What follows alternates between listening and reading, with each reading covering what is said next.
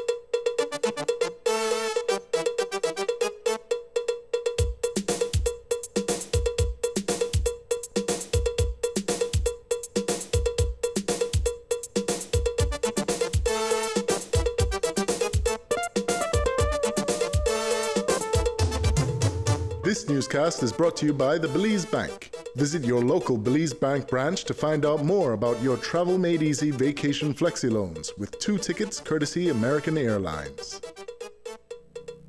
Good evening. Welcome to News 5 Live for Thursday, August 4th. I'm Marlene Cuellar. Hurricane Earl drenched Belize on Wednesday night, packing ferocious winds of up to 80 miles per hour. The hurricane made landfall after midnight near Belize City and moved westward. The city and the rest of the Belize district felt the brunt of the storm, which caused water levels to rise significantly. Residents experienced water surges as high as 6 feet in some areas. Devastation to houses and infrastructure have been tremendous all around. Some roads and highways are passable, but electricity is yet to be restored throughout the city and districts. Financial losses are significant, and recovery efforts are now underway. Tonight, we start our coverage in Belize City in the aftermath of the hurricane, where residents perhaps underestimated the potential impact. News 5's Dwayne Moody reports.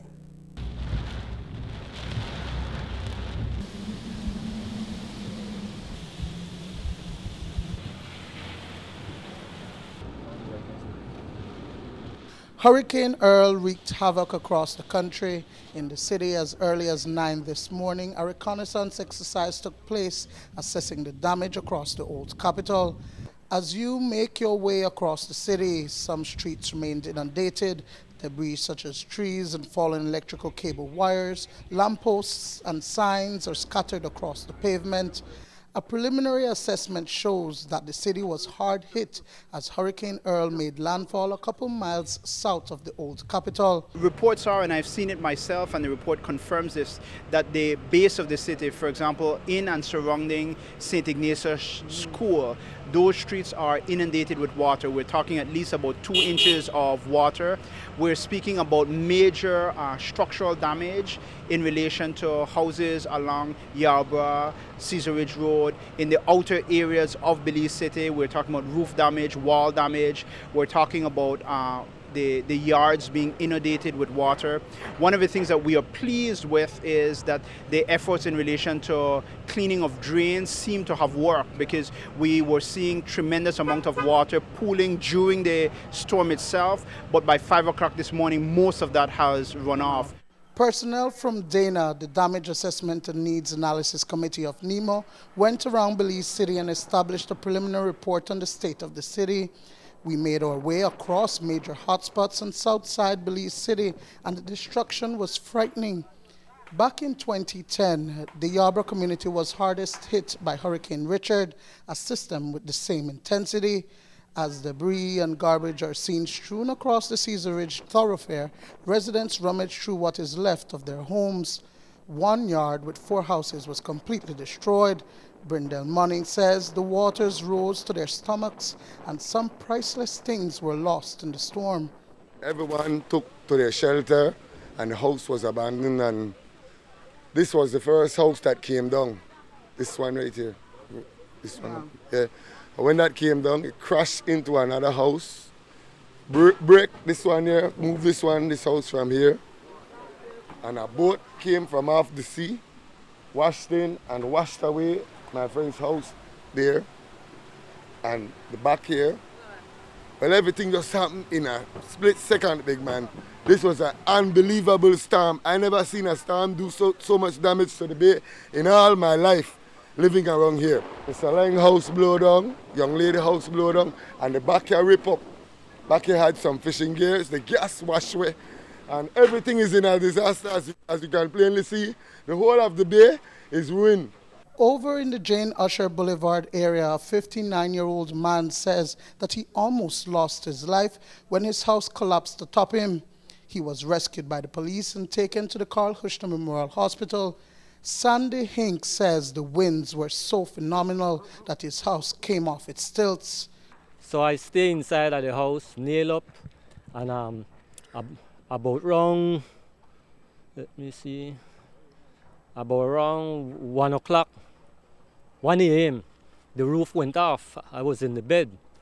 And so what I did, I get nervous and I went under the bed. And when I went under the bed, I couldn't sleep. And I just see a light come under the roof, that part of the roof there. And all of a sudden,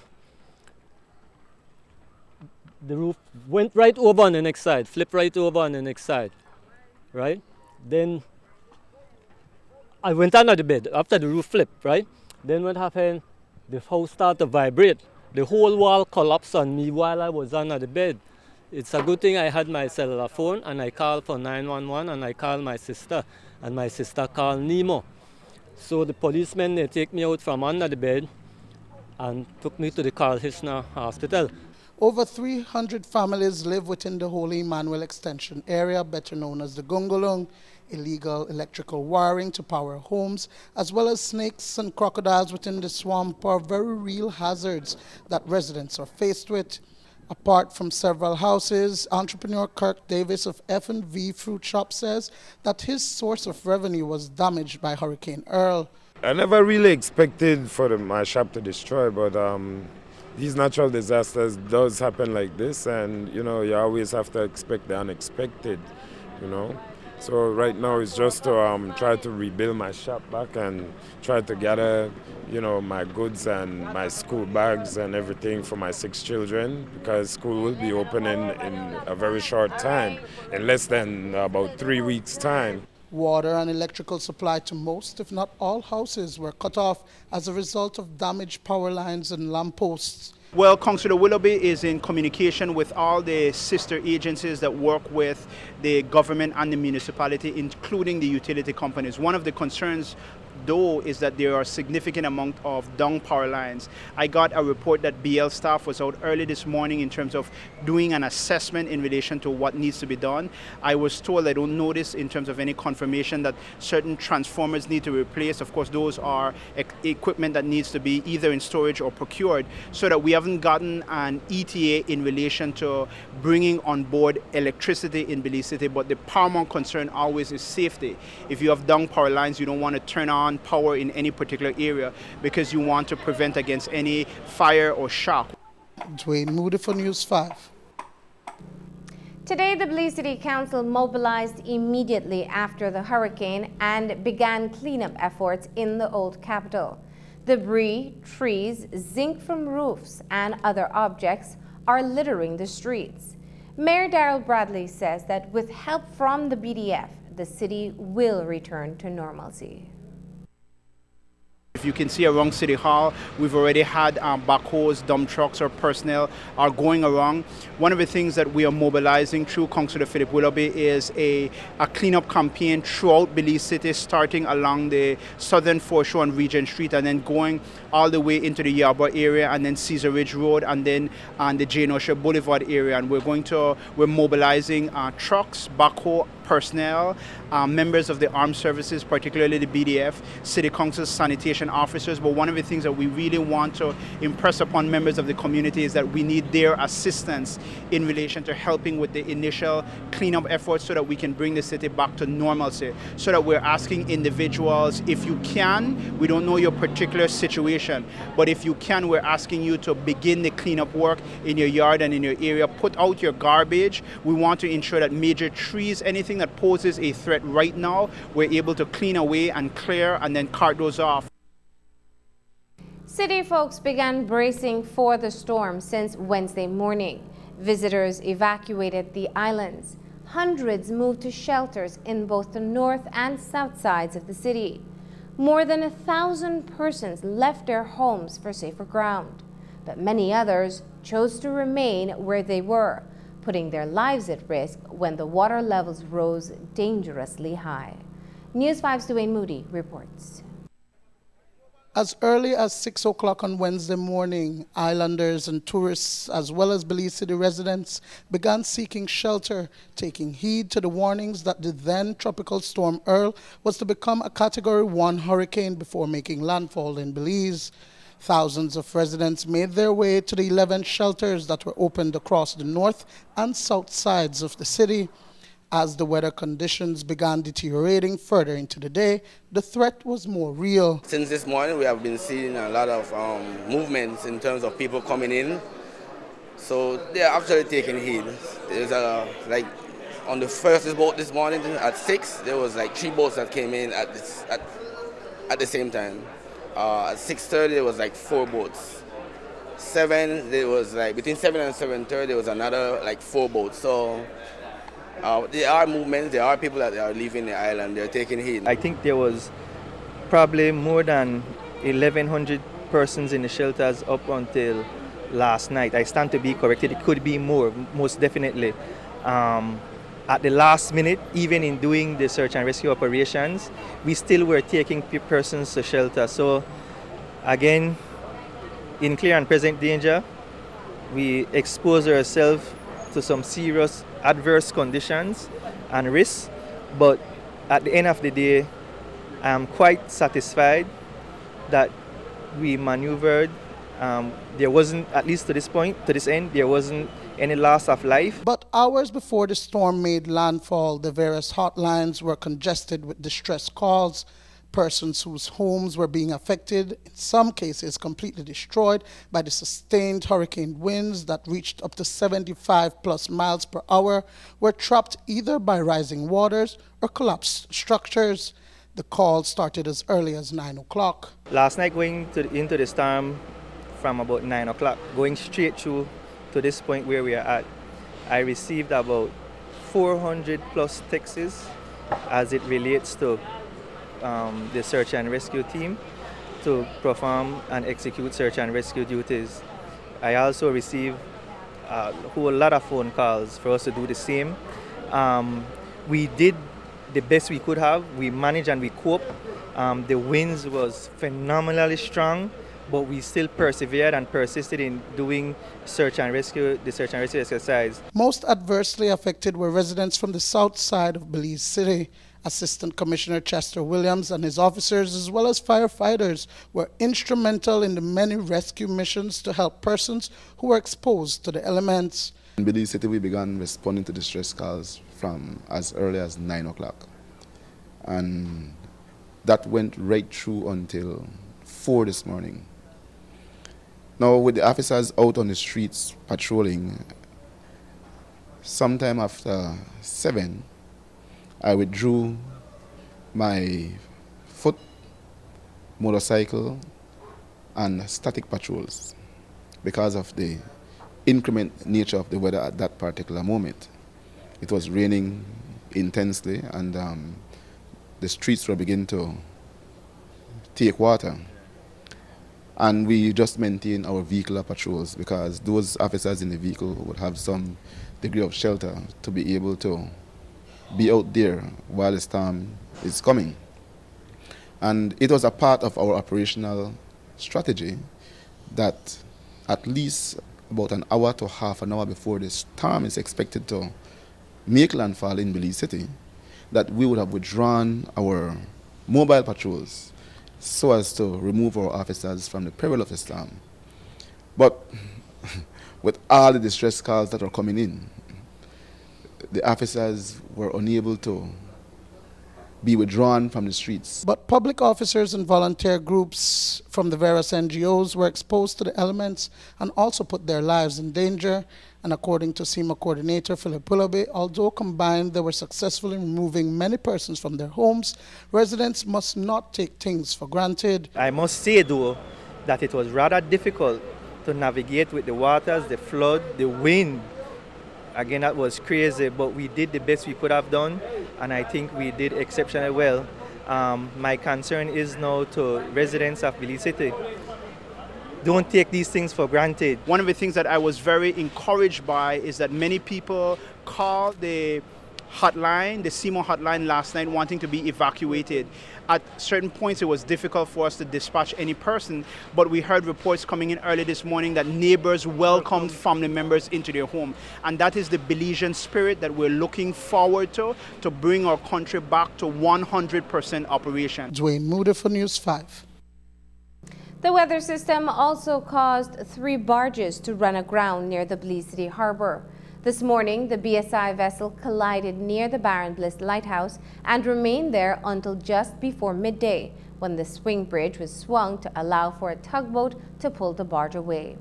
SEMA coordinator Philip Willoughby told News 5 more.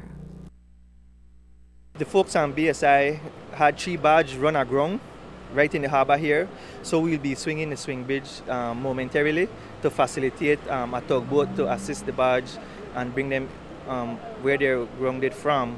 Also, besides that, I know there were 2 boats on the Philip Wilson Highway. I know, again, lots of houses has lost its roof.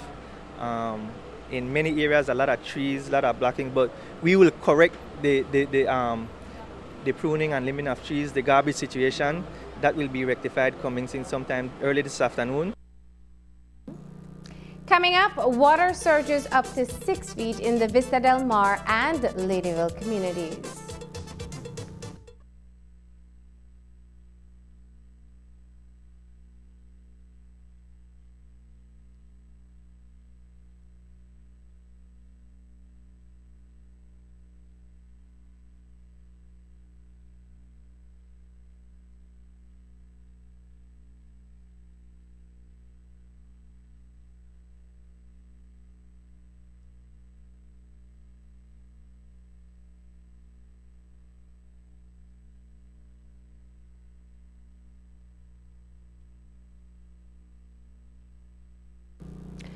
Also hard hit were communities north of Belize City, including Vista Del Mar and Ladyville. Who would have believed that a Category 1 storm, and barely that, could have wreaked such havoc? Winds with the intensity to tear off roofs and bring down homes, and surges of 5 feet plus in certain areas. By about 10 last night, it became clear that category aside, this was a storm on a mission. Our News 5 team checked out the most impacted areas outside city limits, and Mike Redun has that story. The frantic calls after midnight for assistance and emergency evacuation were stunning testimony of the fear which gripped residents of Vista Del Mar and Ladyville. This morning, the surging waters which covered vehicles, inundated many homes, and inspired panic had subsided. But these residents won't soon forget Earl, an unwelcome guest who didn't stay long but made an impact. About 11:30 or so, we came out to check the water levels. It was basically a little higher than what we're looking at right now. And we went back inside, and within 10 minutes, the water was coming in the house. Me and my wife tried to drive out from back here, and we got as far as the house over there, about 100 yards from home. And the water was coming in the vehicle, shut down the vehicle. And we had to wade our way back in water to almost chest height back to the house. And by the time we got to the house, the water was inside the house and had pressurized the door, so we couldn't get in. So me and my wife spent a horrible hour and a half sitting on the rail of the veranda, hugging up each other and just saying our prayers. And after that hour and a half, the water receded about 6 inches, and we tried the door again and we were able to get in. And then the water rose again, and we stayed in there until it finally came down about 3 o'clock, no? Many homes were impacted by the heavy winds, 80 miles an hour with higher gusts. We saw debris everywhere, fallen trees, roofs ripped off like tin foil, and what was once a home but is now just a cluttered pile of soaked household appliances and possessions. And then there were these boats, chilling on relatively dry land in the mangroves, almost as if placed there for safekeeping. But it wasn't safe storage. It was Earl. Those boats were on blocks in this boatyard. When the surge came, the water came up extremely fast. I would say within 30 minutes, the water went up at least 3 feet, within 30 minutes or less. And then it came with heavy wave action. So it float the boats they float off of a couple of them was on trailers. They float off the trailer and off the mooring that they were on. Burst open my big gate. That big gate was across the road this morning and just ended up all the way over there because we had the wind was coming hard from this direction, right? And it took a long while up to I would say 5:30 this morning. We still had water above, probably a foot above the norm. This morning, the fear of hours past is gone, and the daunting task of cleaning up Earl's mess has started. Residents have started clearing trees which cause structural damage and are trying to dry and salvage items damaged by the storm surge which invaded their homes. But as they take the first steps to restore normalcy, there is still a sense of shock at the impact and the devastation. Early this morning we were out and we moved the vehicles that were clogging the road, and the neighbors have all trying to assist each other. We've noticed there's been some horrible damage. As far as we know, there's not been no loss of life, so we want to thank God for that. We must say that for our Category 1, this is definitely a unbelievable experience. We've stayed back here for Richard, and the water didn't get to the levels that we got. And according to the reports we received, that this was supposedly a smaller hurricane or storm than Richard. No, so I stayed here in 2010, I think it was, for Richard, and it was nothing like this. This was, in my opinion, far more than a Category 1. Being here last night and seeing the force of that storm, it came with some heavy gusts and strong winds. So why didn't these residents leave their homes for safer ground? There was ample warning given, even if the sheer power of the storm may have been misjudged. For these homeowners in Vista Del Mar and Ladyville, the concern is the same as it probably is all over the country. You leave your home and it becomes fair game for looters, despite the best efforts of the police. When we got the scare of Mitch, everybody had evacuated. I think the big problem that Belizeans have, and one of the main reasons that I stayed back here, is because once the power goes and stuff, there's no security for your belongings, no? And everybody works hard for their belongings and want to keep it. And to be honest with you, I know the police and everybody did a whale of a job working through the night and so on and so on. But I think we have to watch what we report on the news too, because last night while listening to the radio, I heard some police officers saying, "Oh well, you know, the weather is here, we're not coming out and stuff." But believe you me, while they're not coming out, the workers are coming out, not to do their work. And I mean, it's one thing to lose your belongings to the storm, but it's another thing to come home and your belongings are not there, none at all. No? If there is any bright spot in this short but memorable visit from Earl, it is the sure knowledge that Belizeans will likely never again take a major storm lightly. Mike Rudon for News 5. After the break, the Belize River Valley also felt the brunt of the hurricane, and in the west, the Macau River is rising.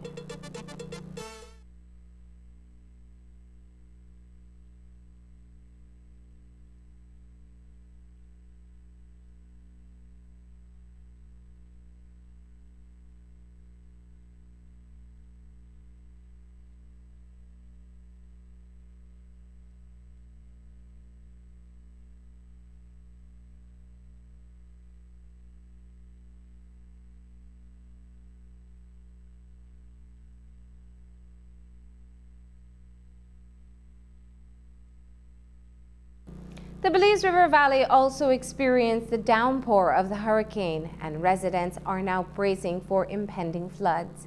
Like in other communities in the path of Earl, damages were sustained to houses and livestock, and there is the potential for further losses as the days go by. News 5's Sani Caetano reports. The passage of Hurricane Earl across the northern part of Belize district has left in its wake significant damage.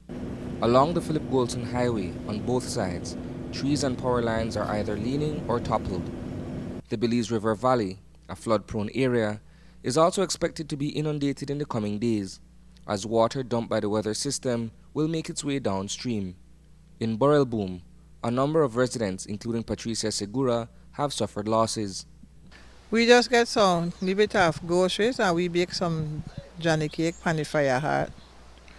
And me and my husband, we try to fix up the place as much as possible and put up our animals there and stay right in our house. Our child lady called us 2 times. She was behind us to go to a shelter. Indeed, Chairlady Earl Baptist Pandey made several attempts to have residents of the community relocate to the assigned shelters or find higher ground. Those efforts, for the most part, were futile. Well, from the moment we heard about the hurricane coming, I have been making several calls. I've been appealing to people, calling them on my cell, but some of them won't move. Segura and her family stayed put and braved the weather at home, mainly out of concern for their animals. She lost several chickens to the hurricane. We refuse because we feel more safe at home. I never trust to go sick of my animals then. And we stay home, me and my kids them. And I just text my rest of children and make sure that they're okay. And from there, we stay up till after 3 this morning. I couldn't bear it no more. Stay up till after 3. So when we wake up this morning, and then we see the damage. You know, when I come outside, first thing I couldn't open the front door because one tree was on my house.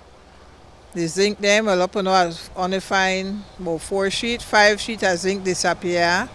One of my vat bus, the water went over the bus, and I lose like 8 chickens. 8 chickens get damaged and I lose them. Elsewhere in the village, businesses were also hit. On the bank of the Belize River sits a restaurant that's quite popular among tourists visiting Borrelboom. The eatery is surrounded by trees, many of them decades old. During the storm, branches and trunks came crashing down upon the structure. The wind was crazy. I mean, it was gusting. It was outrageous. I mean, it was a lot of wind. The rain, I expected more rain from this, but the wind, as you can see, because there's so much damage, man. It's crazy. When you got out there this morning and looked at some of the structural damages, what all did you observe? Oh, a lot of fallen trees, a lot of big trees, aged trees, logwood, bullet trees, a lot of numerous different kinds of the trees, but a lot of hardwood, and the wind made them look like nothing. I mean, they split up, as you guys can see, it's all broken up, everything is torn to pieces, leaves all about the place, branches. It's gonna be a lot of work in the next couple of days. As with others in different parts of the country, villagers here are adamant on staying at home, despite the fact that there are several houses located in low-lying areas. Usually here in Borrelboom, people always wait until the appointed time when the storm is almost on them to come and look for shelter. And there are a few people that their homes are not fit for them to stay in. While Segura has already completed her damage assessment, She admits that some of the losses she suffered can only be replaced on a long-term basis. Most importantly, she is grateful not to have suffered any casualties to the hurricane. Do you believe that you would be able to recover from some of these losses within a short period of time, or is this something that you would have to work on long term? Well, some of it will recover short, but some of it will be a long term. But one thing I could always say, we thank God that we are alive. You know, because some places, some people get dead and thing, but we thank God that God still look over for us. We are not too bad. He still look over us and we are okay and alive. Thank God for that. Reporting for News 5, I am Isani Caetano. When we come back, the PM announces care packages and housing assistance for hurricane victims.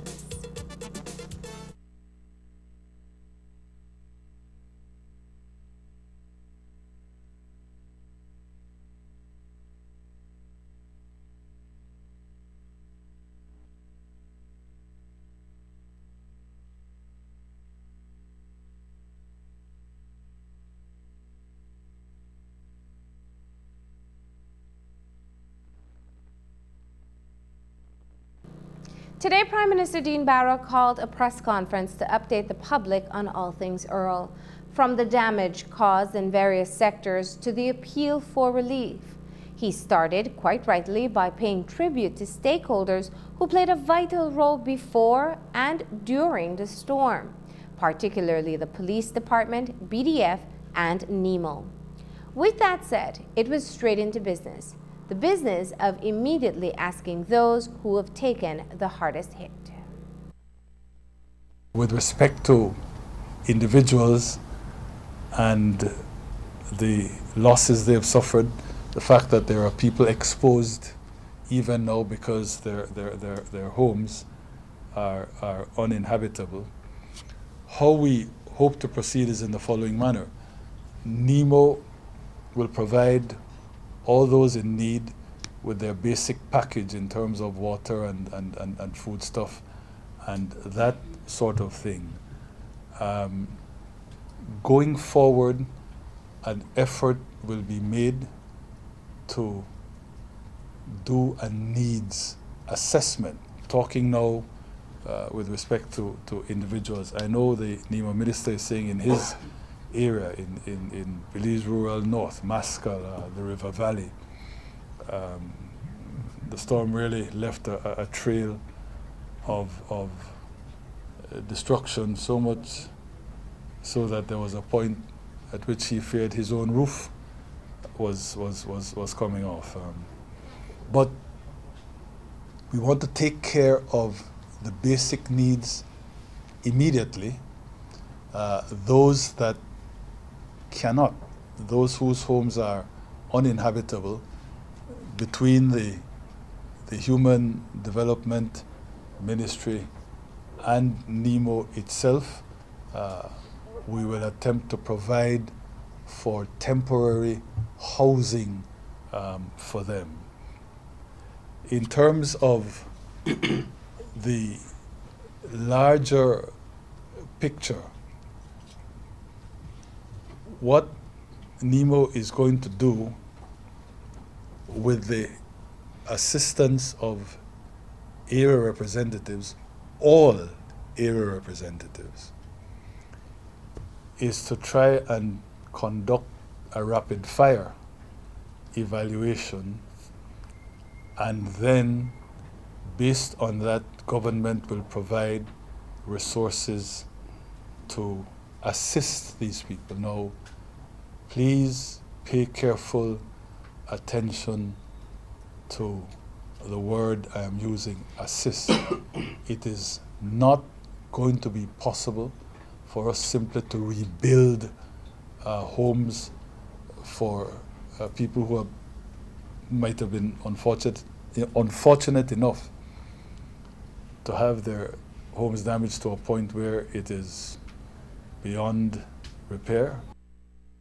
Prime Minister Dean Barrow explained that while area representatives across the political board will be used for input, no money will be given to them to disperse. All beneficiaries will be handled through NEMO. In addition, and parallel to that short-term assistance, GOB will be looking at aid from the international community. It will be absolutely critical for us to determine how much we're going to lose. I want at the end of the process for us to be able to say to the international community, this is the volume of our losses, this is the percentage of GDP that it represents, and on that basis, of course, we make our case for the kind of international partner relief that we will need. In that context, let me announce right away that it is my intention to elevate Senator the Honorable Dr. Carla Barnett to the position of Minister of State in my Ministry of Finance, and she will then be put in charge of leading the process that will produce that country economic damage assessment for purposes of our interaction with the international community. It's not to step on toes. There is some immediate relief to be had through NEMO, and those are tried and tested mechanisms. But when I was talking to Carla last night, she reminded me that there's a quick disbursement facility at CDB where she was, as you know, Vice President. I had spoken to the Secretary General of CARICOM through SEDIMA. There is something they would wish to do. There's a distinction between the offers of assistance that will come almost in the normal course and which NEMO is accustomed to tapping into. And as I said, this larger exercise which will see us over the slightly more medium term. Coming up after the break, government says relief efforts must service long-term needs.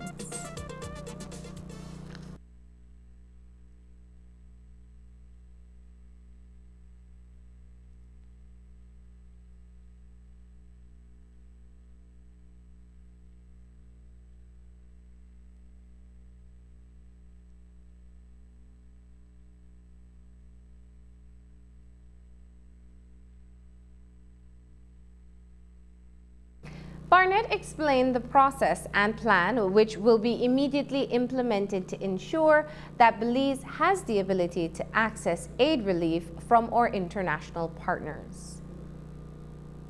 What we will be setting out to do is to ensure that the relief part of what needs to be done, which is the immediate response, can be dealt with quickly. That's food, water, whatever is needed for people who have been affected. The medium-term issue is one of cleanup, recovery, and reconstruction. We have to be sure that in assessing our losses, we do so in a way that's as accurate as possible and in a way that deals with the economic cost of the losses that we have. It's not really only the fact that we lose so many acres of corn. It's what that means downstream for cattle. So there's a methodology that we will have to go through to assess the economic cost. And then there's a conversation that we have to have with the international community in terms of being able to finance the recovery that is necessary, because there is going to be need for recovery. There are particular concerns about housing. We know that there were significant damages to housing, and so we have to see how we approach that.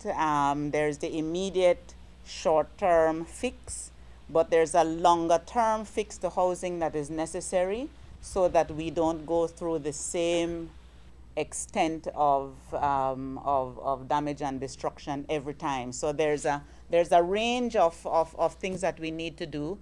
The experts in NEMO, in disaster, assessment are out doing their assessment, the experts in the Ministry of Agriculture doing their assessments. In BTB, they will be furthering the conversations with the tourism stakeholders so that we can be sure to take account of all that needs to be taken into account. But it is going to be difficult. There's a larger economic context that we have to really be very, very cognizant of. Even as Belizeans work to recover from the impact of a storm which was much stronger than expected, there is more bad news to contemplate. There's water heading our way, a lot of it, and it's going to result in massive flooding in the Belize River Valley and Belize City, already reeling from the effects of Earl.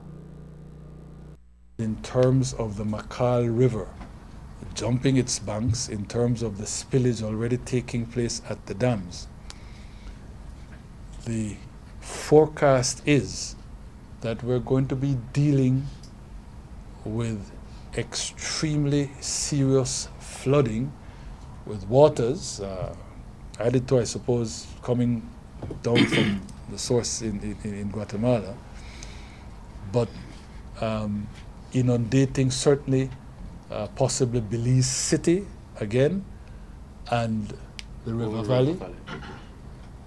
So, Lord, we are preparing to have to deal with another natural disaster in maybe 5 to 7 days. In that context, if it turns out that that is what we have to deal with again, I want to say to people, those people who did not listen and caused Chester and Broster and Greenwich and Philippi, Philip Willoughby, that is, I'm sorry to compress it, to have to go to try to evacuate them, as I said, when the winds were howling like a banshee, and when it was so terribly dangerous. For God's sake, if the floods are coming and we tell you again to evacuate, evacuate, because there's going to be a point at which the police will say, we're not going to do it. And that's the news. Don't forget that tonight's broadcast is available in both text and streaming video at channel5belize.com. You can also connect with us on our Facebook page at facebook.com/News5Live. I'm Marlene Cuellar. Thanks for joining us. And from all of us here at News 5, good night.